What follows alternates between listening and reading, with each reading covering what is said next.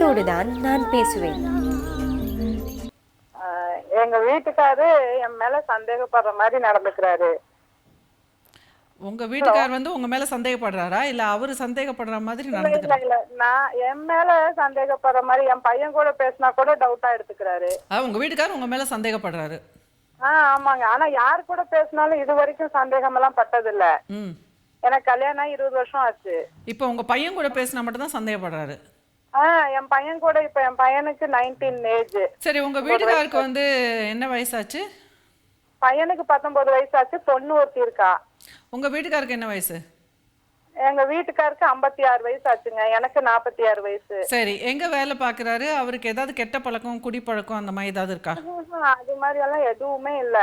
நல்ல கேரக்டர், நல்ல இத்தனை வருஷமா இது மாதிரி எதுவுமே நடந்துகிட்டது இல்ல. இப்போ இந்த ஒரு 3 மாசமா தான் என் பையன் கூட பேசினா கூட அவன் கூட ஏன் உட்கார்ந்து பேசுற, அவன் கூட பேசினா இவர் ஒரு மாதிரி ஆயிடுறாரு.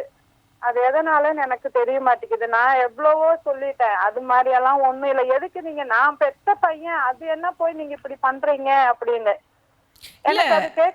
அவர் வந்து உங்க பையன் கூட நீங்க நிறைய டைம் ஸ்பெண்ட் பண்ணி பேசுறீங்கன்ற பொறாமையில இப்ப அப்பாவும் பையனும் அவ்வளவு ஃப்ரெண்ட்லியா இருக்க மாட்டாங்களா?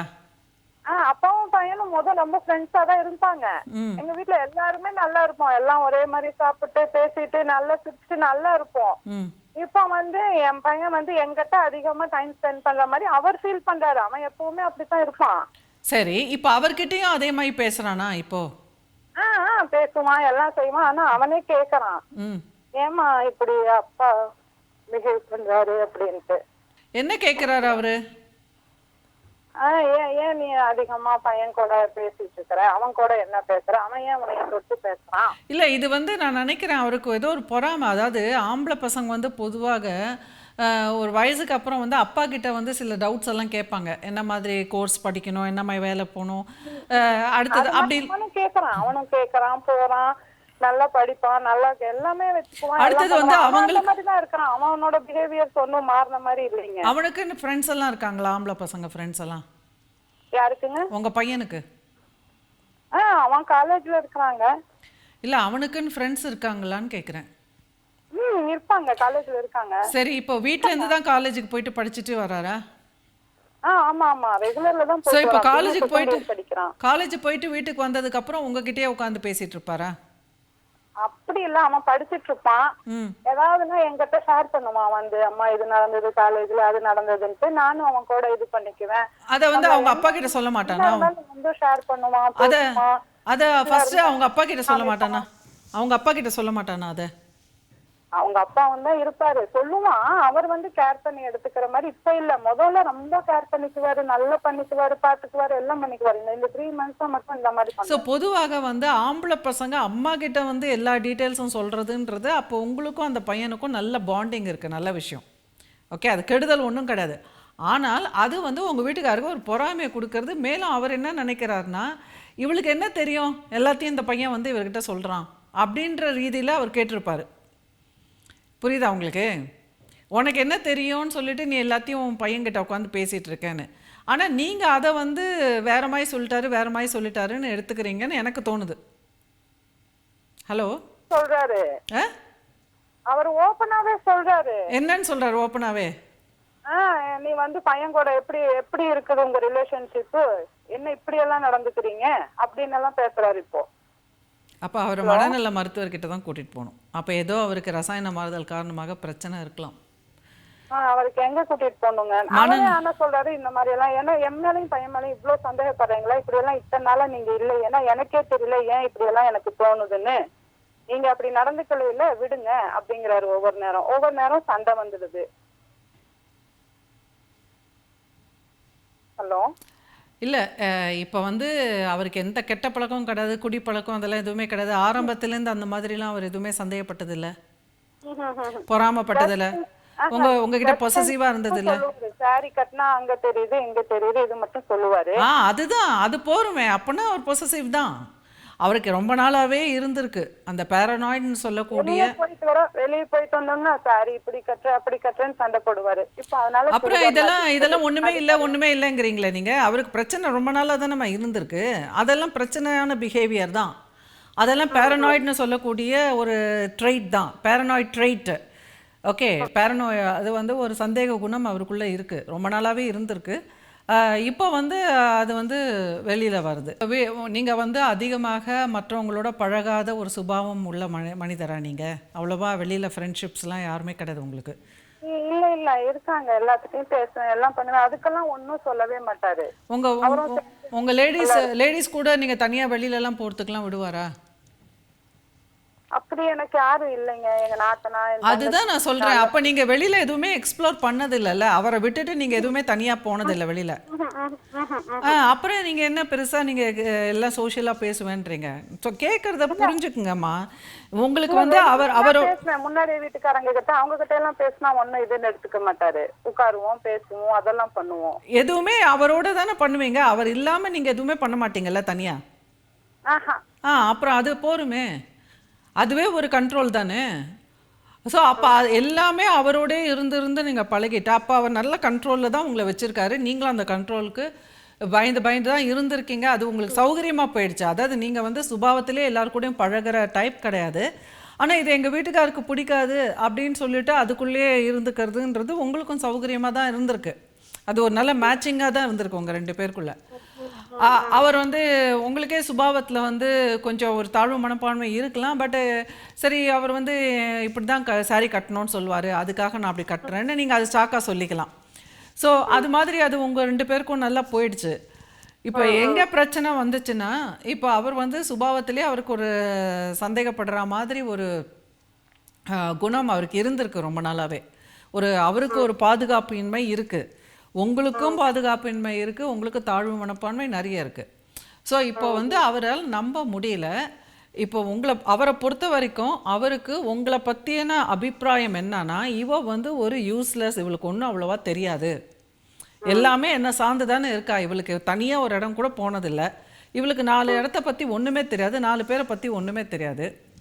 அப்போ என்ன இப்போ திடீர்னு இவ பெரிய ஆளுன்னு சொல்லிட்டு இவகிட்ட உட்காந்துட்டு என் பையன் வந்து இவ்வளோ பேசுகிறான்னா, அப்போ இது உண்மையாக தெரிஞ்சு கொள்ளக்கூடிய விஷயமாக இருக்காது. புரியுதா உங்களுக்கு? அப்போ இது உண்மையாக ஒரு அம்மா கிட்ட பேசி கற்றுக்கணும், அம்மா வந்து ரொம்ப அப்பாவை விட புத்திசாலி, அதனால அம்மா கிட்ட பேசினா நம்மளுக்கு ஒரு கைடன்ஸ் கிடைக்கணுன்றது கிடையாது.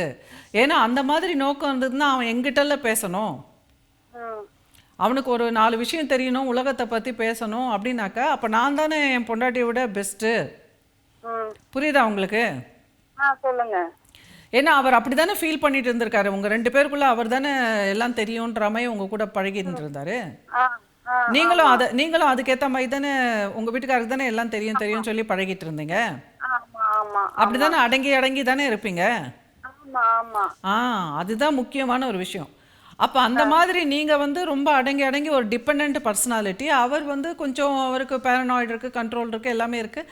ஸோ அதனால் அவருக்கு திடீர்னு இப்போ புரியலை, இப்போ எனக்கு கீழே இருக்க அப்போ அவகிட்ட வந்து கைடன்ஸு, அவகிட்ட ஆலோசனை எல்லாம் கேட்குறான்னா அப்போ இது எங்கேயோ கோல்மால். ஏன்னா அவனுக்கு நல்லா தெரியும், நான் என் மனைவி 2 பேரில் வந்து அவனுக்கு ஏதாவது விஷயம் தெரியணும்னா எங்கிட்ட தான் வந்து கேட்கணும், அவகிட்ட எப்படி கேட்க முடியும்? அப்படிங்கிற இடத்துல அந்த ஒரு ஏற்றுக்கொள்ள முடியல அவரால். அங்கே கண்ட்ரோல் போகுது அவருக்கு. உங்களெல்லாம் ஒரு கண்ட்ரோலில் வச்சுருந்தது இப்போ வந்து என்னடா அது, அவரோட பேசிக் ஹைபாத்தசிஸ் எனக்கு தான் எல்லாம் தெரியும், நான் என் பொண்டாட்டியோட வசதி, என் பொண்டாட்டி மட்டம் அப்படிங்கிறது அங்கே அடிப்படுதுல்ல. உங்களை கிராஸ் ஓவர் பண்ணிவிட்டு உங்ககிட்ட அவரை கிராஸ் ஓவர் பண்ணிட்டு உங்ககிட்ட வந்து உங்கள் பையன் பேசும்பொழுது அவரோட அந்த சித்தாந்தமே அவருக்கு அடிபட்டு போகுது. நீ என்னடா போ, உனக்கு ஒன்றும் தெரியாது, எங்கள் அம்மாக்கே எல்லாம் தெரியுன்ற மாதிரி அவன் பண்ணுறான்ல. அந்த வலி, அந்த காயம்தான் அவர் காயப்படுத்துறாரு. அப்போ எப்படி சொன்னாக்கா உங்களுக்கு காயப்படுமோ அப்படி சொல்கிறாரு. அது உண்மையாக அவருக்கு சந்தேகம் கிடையாது, அதெல்லாம் வந்து பொல்லாத்தனம். அதாவது இப்போ எப்படி சொன்னாக்கா உங்களுக்கு வலிக்கும், அதை நிறுத்துவீங்க. ஏன்னா அவரோட சுபாவமே, அவரோட ஸ்ட்ராட்டஜியே இதுதான். இப்போ நீங்கள் அட்ராக்டிவா எப்படி நான் சொல்ல முடியும்? இல்லை, அவரோட சுபாவமே அது மயமா. இப்போ சில ஆண்கள் இருக்காங்க, பெண்கள் ரொம்ப அழகாக இருப்பாங்க. ஓகே, ஒரு சமயம் உங்கள் ஹஸ்பண்ட் உங்களை விட அவ்வளோ அழகு இல்லாத இருந்து நீங்கள் கொஞ்சம் அழகாக இருக்கீங்களா, அந்த மாதிரி யாராவது சொல்லுவாங்களா? இப்போ நீங்கள் உங்கள் கணவர் பார்க்கும் பொழுது நீங்கள் அவரை விட கொஞ்சம் பளிச்சுன்னு அழகாக இருப்பீங்களா? அப்படியெல்லாம் 2 பேரும் நல்லா தான் இருக்கீங்கன்னு அந்த மாதிரி எல்லாம் யாரும் சொன்னதில்லை. ஒரு சமயம் அவருக்கு தோணுமோ என்னவோ நீங்கள் ரொம்ப அவரை விட கொஞ்சம் அழகாக இருக்கா மாதிரி? ஆமா ஆமா அப்ப அந்த மாதிரி இருக்கிறவங்க எல்லாம் என்ன பண்ணுவாங்கன்னா, மனைவி அழகா ட்ரெஸ் பண்ணி அவளோட அழகு மத்தவங்களுக்கு தெரிஞ்சிருச்சுன்னா அப்ப நம்மள கவனிக்க மாட்டாங்க, அதனால இவ வந்து அழகெல்லாம் காட்டக்கூடாது அப்படின்னு சொல்லி இங்க தெரியுது அங்க தெரியுதுன்னு அவங்க ரொம்ப கண்ட்ரோல் பண்ணி வளர்ப்பாங்க. ஆமா புரியுதா? அது என்னன்னா மட்டம் தட்டியே வைக்கிறது, அதெல்லாம் கெட்ட சுபாவம். அவருக்கு ரொம்ப வருஷமா இருந்திருக்கு அந்த மாதிரி சுபாவம். ஸோ அவருக்கு எங்கேயுமே நீங்க வெளியில வரக்கூடாது. அவரை விட ஜாஸ்தியா ஒரு அழகுலையோ ஒரு கவனத்திலேயோ, இப்போ நீங்க 2 பேரும் வெளில போறீங்கன்னா நீங்க நிழல் மாதிரியே இருக்கணும். இப்போ ரெஸ்டாரண்ட் போறோன்னா நீங்க இருக்கிறதே தெரியக்கூடாது. ஆமா ஸோ நீங்க அவரோட நிழலாவே தான் இருக்கணும். அப்ப நிழலாவே தான் இத்தனை வருஷம் இருந்தவங்க இப்ப திடீர்னு நீங்க வெளிச்சத்துக்கு வரீங்க, அவர் நிழலா போறாருன்னா அது அவரால் எப்படி தாங்கிக்க முடியும்? இப்போ இதுக்கு தீர்வு என்ன அப்படின்னு பார்த்தீங்கன்னா, ஒன்று நீங்கள் உங்கள் வீட்டுக்காரோட சுபாவத்தை புரிஞ்சுட்டு அவர் மனசு காயப்படாமல் நீங்கள் எப்போவுமே அண்டர் ப்ளே பண்ணுறது தான். ஓகே, எங்கேயுமே உங்கள் பையன் பேசுனா என்ன எனக்கெல்லாம் என்னடா தெரியும், நான் அடுப்படியே வீடு கழுதின்னு இருக்கேன், எதுவாக இருந்தாலும் உங்கள் அப்பாட்ட பேசிக்கோ அப்படின்ட்டு நீங்கள் வேலைக்கு போயிருந்தீங்கன்னா இந்த பிரச்சனையே வந்திருக்காது ஆரம்பத்துலேருந்தே. சரியா? ஹலோ சொல்லுங்க மேடம். அதான். ஸோ ஆரம்பத்துலேருந்தே நீங்கள் அப்படியே வேலைக்கு போயிருந்தீங்கன்னா இந்த பிரச்சனையே வந்திருக்காது. இப்போ இனிமேல் ஸ்லைட்டாக அந்த மாதிரி சொல்ல ஆரம்பிச்சிருங்க. இப்போ அந்த மாதிரி அவன் பேச வரும்போதே, என்னப்பா எனக்கு என்ன தெரியும், எல்லாம் உங்கள் அப்பா இருக்காங்க பாரு, உங்கள் அப்பாட்ட கேளு அப்படின்னு சொல்லிட்டு நீங்கள் எந்திரிச்சு நீங்கள் அடுப்படிக்கு போயிடுங்க, அவ்வளோதான். ஸோ அவர் இருக்கிற போது அவர் எதுவுமே பேசிக்காதுங்க. உங்கள் பையன்கிட்ட சொல்லிவிடுங்க, இந்த மாதிரி வந்து உங்கள் அப்பா வந்து சந்தேகம்லாம் படலடா, ஏன்னா அவனுக்கு மனசு பாதிச்சிரும். அவனுக்கு அவங்க பிள்ளைகிட்ட அந்த மாதிரி சொல்லக்கூடாது. அவங்க அப்பா வந்து சந்தேகம்லாம் படலடா, அவருக்கு ரொம்ப கவனம் வேணும், அவருக்கு எப்போ பாரு அவர் தான் பெரிய ஆள், அவருக்கு தான் எல்லாம் தெரியும் அப்படின்னே அவரை வந்து வசதி வைக்கணும், அவரை ஒரு பெடஸ்டலில் வைக்கணும். நாமெல்லாம் இங்கே கீழே இருக்கோன்னா அவர் அப்படி உயரத்தில் இருக்காரு அப்படின்னு நம்ம நினைக்கணும். அந்த மாதிரி அவருக்கு சுபாவம் இருக்குது. ஸோ இப்போ நானும் நீ உட்காந்து பேசுறது, நீ எனக்கு சரிசமமாக பேசுகிறதெல்லாம் அவர் எங்கேயோ பாதிக்குது, அதனால் வளர்றாரு, இதெல்லாம் நம்ம கண்டுக்கக்கூடாது, ஆனால் அவர் எதிர நம்ம இனிமேல் பேச வேண்டாம் அப்படின்னு சொல்லிட்டு நீங்கள் அதே மாதிரி நிழல் மாதிரியே இருந்துருங்க. அதுதான் உங்களுக்கு பீஸ்ஃபுல்லாக இருக்கும்.